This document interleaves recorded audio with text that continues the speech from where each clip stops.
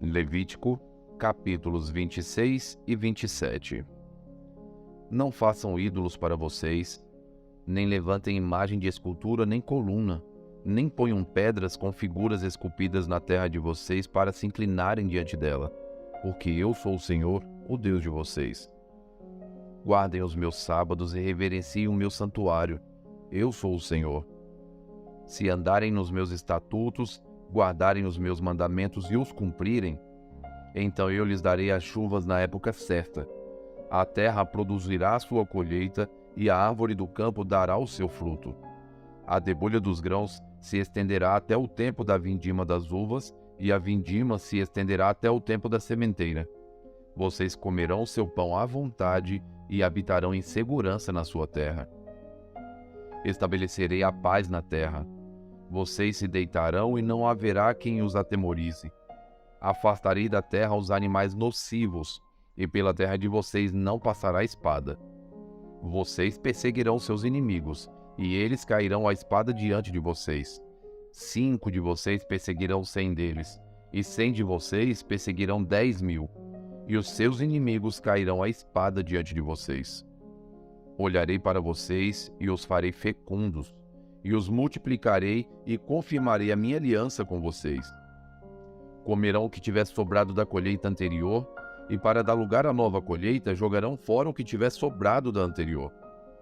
Porei o meu tabernáculo no meio de vocês, e não me aborrecerei com vocês. Andarei entre vocês e serei o seu Deus, e vocês serão o meu povo. Eu sou o Senhor, o Deus de vocês, que os tirou da terra do Egito para que não fossem escravos dos egípcios.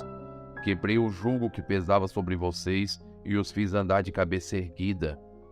Mas, se não me ouvirem e não cumprirem todos esses mandamentos, se rejeitarem os meus estatutos e se ficarem aborrecidos com os meus juízos, a ponto de não cumprirem todos os meus mandamentos e quebrarem a minha aliança, então eu lhes farei isto: trarei sobre vocês pavor, fraqueza e febre, que fazem desaparecer o brilho dos olhos e definhar a vida. Vocês semearão os campos em vão, porque os seus inimigos ficarão com a colheita. Voltarei o meu rosto contra vocês, e serão derrotados pelos seus inimigos. Aqueles que os odeiam dominarão sobre vocês, e vocês fugirão mesmo quando ninguém os estiver perseguindo. Se ainda assim não me ouvirem, tornarei a castigá-los 7 vezes mais por causa dos seus pecados. Quebrarei o orgulho da força de vocês, e farei com que os céus sejam como o ferro, e a terra de vocês como o bronze. Vocês gastarão as suas forças em vão, a terra não dará sua colheita, e as árvores da terra não darão o seu fruto. E se andarem em oposição a mim, e não quiserem me ouvir, trarei sobre vocês pragas 7 vezes piores, segundo os seus pecados. Porque enviarei para o meio de vocês animais selvagens, que os deixarão sem filhos, acabarão com o seu gado e os reduzirão a poucos, e as suas estradas ficarão desertas. Se ainda com isso vocês não se corrigirem e não voltarem para mim, porém andarem em oposição a mim, eu também serei contrário a vocês, e eu mesmo os ferirei 7 vezes mais por causa dos seus pecados. Trarei sobre vocês a espada vingadora da minha aliança. E então, quando vocês se refugiarem nas suas cidades, enviarei a peste para o meio de vocês, e vocês serão entregues nas mãos do inimigo. Quando eu lhes tirar o sustento do pão, 10 mulheres poderão assar o pão de vocês num único forno e o repartirão por peso. Vocês comerão, mas não conseguirão ficar satisfeitos. Se ainda com isto não me ouvirem e andarem em oposição a mim, eu também, com furor, serei contrário a vocês e os castigarei 7 vezes mais por causa dos seus pecados. Terão de comer a carne dos seus próprios filhos e filhas. Destruirei seus lugares altos, derrubarei os altares onde queimam incenso e amontoarei os seus cadáveres sobre o cadáver dos deuses que vocês adoram. A minha alma se aborrecerá com vocês. Reduzirei as cidades de vocês a deserto, destruirei os santuários onde vocês adoram e não aspirarei o aroma agradável dos seus sacrifícios. Assolarei a terra, e os inimigos de vocês que nela vierem morar ficarão espantados. Espalharei vocês entre as nações, e irei atrás de vocês com a espada na mão. A terra de vocês será assolada, e as cidades ficarão em ruínas. Então a terra celebrará nos seus sábados todos os dias da sua assolação, e vocês estarão na terra dos seus inimigos. Nesse tempo, a terra descansará e observará os seus sábados. Durante todos os dias da assolação, a terra descansará, porque não descansou nos sábados de vocês, quando vocês moravam nela.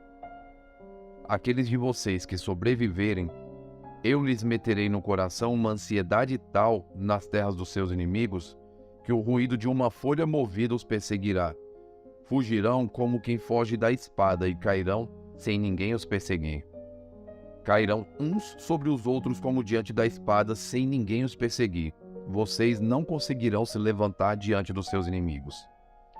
Vocês perecerão entre as nações, e a terra dos seus inimigos os consumirá.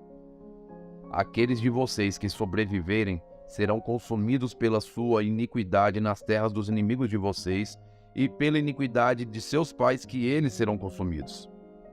Mas, se eles confessarem a sua iniquidade e a iniquidade de seus pais, na infidelidade que cometeram contra mim, e se confessarem que andaram em oposição a mim, fazendo com que também eu fosse contrário a eles e os fizesse entrar na terra dos seus inimigos, se o coração incircunciso que eles têm se humilhar e aceitarem o castigo da sua iniquidade, então me lembrarei da minha aliança com Jacó, e também da minha aliança com Isaque, e também da minha aliança com Abraão, e da terra me lembrarei. Mas a terra, na sua assolação, deixada por eles, folgará nos seus sábados. E eles aceitarão o castigo da iniquidade, visto que rejeitaram os meus juízos e se aborreceram com os meus estatutos. Mesmo assim, estando eles na terra de seus inimigos, não os rejeitarei, nem me aborrecerei com eles, para consumi-los e invalidar a minha aliança com eles, porque eu sou o Senhor, o Deus deles. Pelo contrário, por amor deles me lembrarei da aliança com os seus antepassados que tirei da terra do Egito, à vista das nações, para lhes ser por Deus. Eu sou o Senhor. São estes os estatutos, juízos e leis que o Senhor estabeleceu entre si e os filhos de Israel por meio de Moisés no Monte Sinai. Levítico capítulo 27.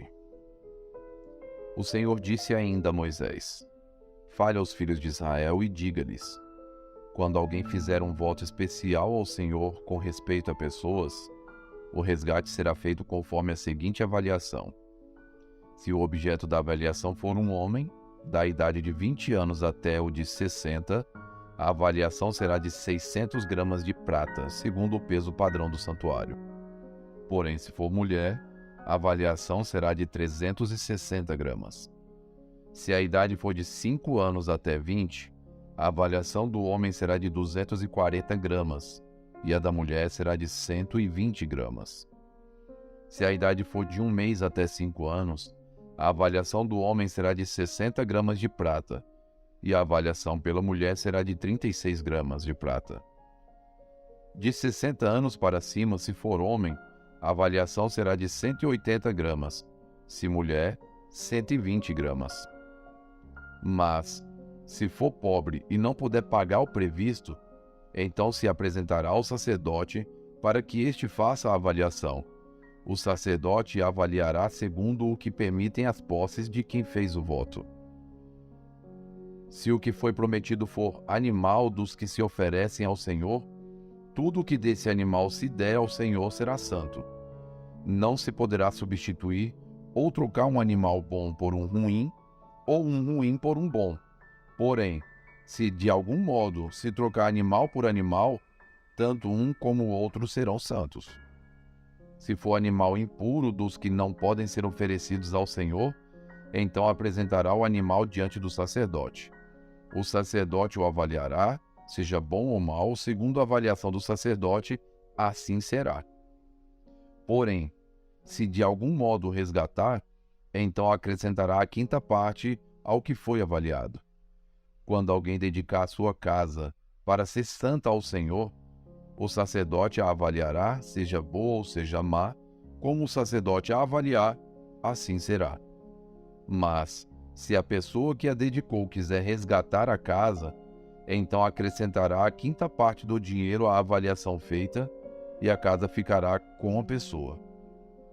Se alguém dedicar ao Senhor parte do campo da sua herança, então a avaliação será segundo a semente necessária para o semear.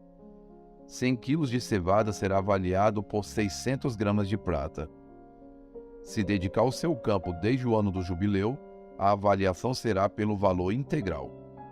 Mas, se dedicar o seu campo depois do ano do jubileu, então o sacerdote calculará o valor segundo os anos restantes até o ano do jubileu, de modo que o preço será menor. Se aquele que dedicou o campo de algum modo o quiser resgatar, então acrescentará a quinta parte do dinheiro à avaliação feita, e o campo ficará com ele. Se não quiser resgatar o campo, ou se o vender a outro homem, nunca mais poderá ser resgatado. Porém, havendo o campo saído livre no ano do jubileu, será santo ao Senhor como campo consagrado. A posse dele será do sacerdote. Se alguém dedicar ao Senhor o campo que comprou e não for parte da sua herança, então o sacerdote calculará o valor da avaliação até o ano do jubileu. E no mesmo dia pagará o valor da avaliação como coisa santa ao Senhor.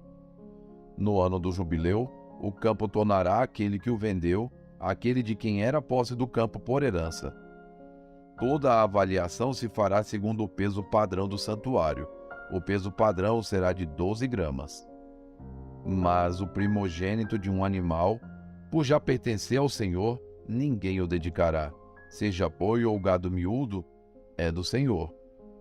Mas se for de animal impuro, poderá ser resgatado segundo a avaliação, com o acréscimo de uma quinta parte do valor. Se não for resgatado, poderá ser vendido segundo a avaliação. No entanto, nada do que alguém consagrar por completo ao Senhor de tudo o que tem, seja homem, animal ou campo de sua herança, se poderá vender nem resgatar. Toda coisa assim consagrada será santíssima ao Senhor. Ninguém que dentre os homens for consagrado por completo ao Senhor poderá ser resgatado. Terá de ser morto. Também todos os dízimos da terra, tanto dos cereais do campo como dos frutos das árvores, são do Senhor, são santos ao Senhor. Se alguém quiser resgatar alguma coisa dos seus dízimos, acrescentará isso a quinta parte. Quanto aos dízimos do gado e do rebanho, de tudo o que passar debaixo do bordão do pastor, o dízimo será santo ao Senhor. Não se investigará se é bom ou mal, nem poderá ser trocado, mas se de algum modo o trocar, tanto um quanto o outro serão santos, não poderão ser resgatados. São estes os mandamentos que o Senhor ordenou a Moisés para os filhos de Israel no Monte Sinai. Eclesiastes 1, dos versos 12 ao 18. Eu, o pregador, venho sendo rei de Israel em Jerusalém. Dediquei-me a investigar e a me informar com sabedoria a respeito de tudo que se faz debaixo do céu. Que enfadonho trabalho Deus impôs aos filhos dos homens para com ele os afligir. Vi todas as obras que se fazem debaixo do sol, e eis que tudo é vaidade e correr atrás do vento. Aquilo que é torto não pode ser endireitado, e o que falta não pode ser contado. Eu disse a mim mesmo: eu me tornei importante e superei em sabedoria todos os que governaram em Jerusalém antes de mim. O meu coração tem tido larga experiência da sabedoria e do conhecimento. Assim, procurei conhecer a sabedoria e saber o que é a tolice e a falta de juízo. Mas descobri que também isto é correr atrás do vento. Porque na muita sabedoria há muito enfado, e quem aumenta o seu conhecimento, aumenta também a sua dor. Eclesiastes, capítulo 2. Eu disse a mim mesmo: vamos, prove a alegria, procure ser feliz. Mas também isso era vaidade. Concluí que o riso é tolice e que a alegria não serve para nada. resolvi no meu coração entregar-me ao vinho, sem deixar de me guiar pela sabedoria e de me apoderar da loucura, até descobrir o que de bom os filhos dos homens poderiam fazer debaixo do céu durante os poucos dias da sua vida. Empreendi grandes obras, construí casas e plantei vinhas para mim. Fiz jardins e pomares para mim, e neles plantei árvores frutíferas de toda a espécie. Fiz para mim tanques de águas, para com eles regar o bosque em que enverdeciam as árvores. Comprei escravos e escravas, e tive escravos que nasceram em minha casa. Também tive bois e ovelhas, mais do que tiveram todos os que viveram em Jerusalém antes de mim. Amontoei também para mim prata e ouro, e tesouros de reis e de províncias. Provi-me de cantores e cantoras e das delícias dos filhos dos homens, mulheres e mais mulheres. Eu me tornei importante e superei todos os que viveram antes de mim em Jerusalém. E a minha sabedoria nunca me abandonou. Tudo aquilo que os meus olhos desejaram, eu não lhes neguei, nem privei o meu coração de alegria alguma, pois eu me alegrava com todas as minhas fadigas, e isso era a recompensa por todas elas. Considerei todas as obras que as minhas mãos fizeram, e também o trabalho que eu, com fadigas, havia feito. E eis que tudo era vaidade, e correr atrás do vento, e nenhum proveito havia debaixo do sol. Então, passei a refletir sobre a sabedoria, a tolice e a falta de juízo. O que poderá fazer o sucessor do rei? O mesmo que os outros já fizeram. Então vi que a sabedoria é mais proveitosa do que a falta de juízo, assim como a luz traz mais proveito do que as trevas. O sábio tem os seus olhos bem abertos, enquanto o tolo anda em trevas. Contudo, entendi que a mesma coisa acontece com ambos. Aí eu disse a mim mesmo: o que acontece com o tolo, acontece comigo também. De que adianta então ser sábio? Então eu disse a mim mesmo que também isso era vaidade, pois nem o sábio nem o tolo serão lembrados para sempre, pois passados alguns dias tudo cai no esquecimento. O sábio morre do mesmo modo que o tolo. Por isso perdi o gosto pela vida, pois me foi pesado demais o trabalho que se faz debaixo do sol.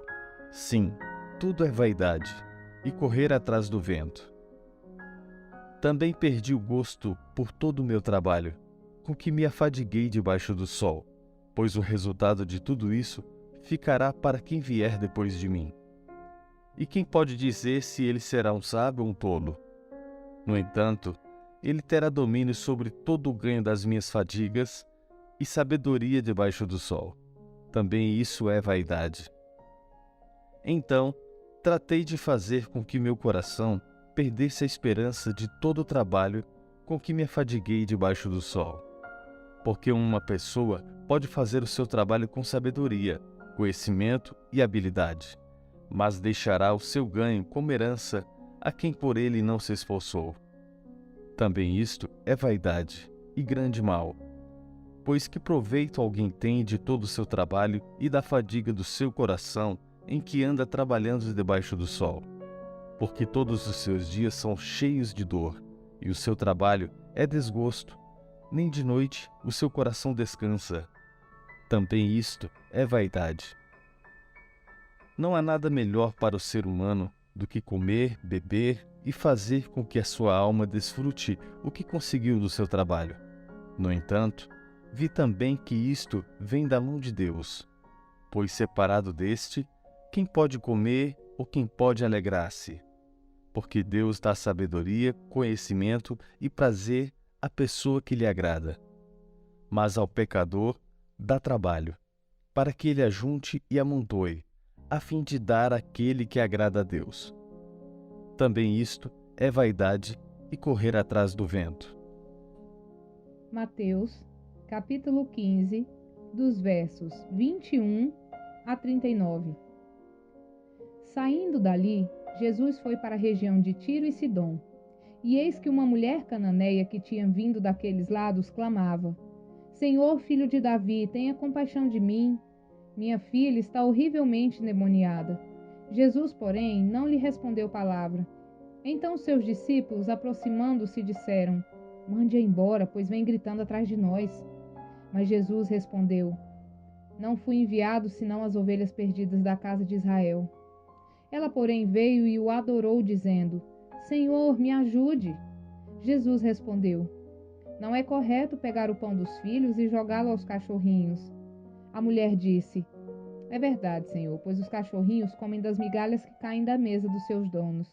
Então Jesus exclamou: Mulher, que grande fé você tem!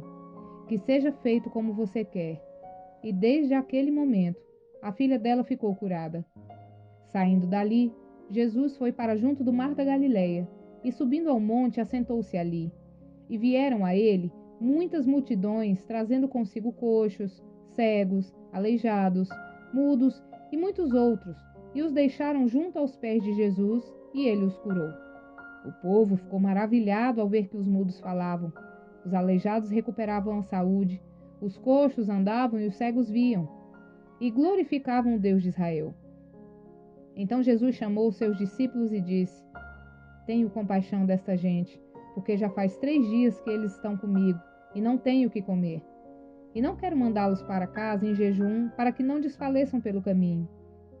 Mas os discípulos lhe disseram: Onde haverá nesse deserto pão suficiente para saciar tão grande multidão? Jesus perguntou: Quantos pães vocês têm? E eles responderam: 7 pães e alguns peixinhos. Então, tendo mandado o povo assentar-se no chão, pegou os 7 pães e os peixes, e tendo dado graças, os partiu e deu aos discípulos, e estes distribuíram ao povo. Todos comeram e se fartaram, e dos pedaços que sobraram, recolheram 7 cestos cheios. Ora, os que comeram eram 4.000 homens, além de mulheres e crianças. E tendo despedido as multidões, Jesus entrou no barco e foi para o território de Magadã. Curta, comente E compartilhe.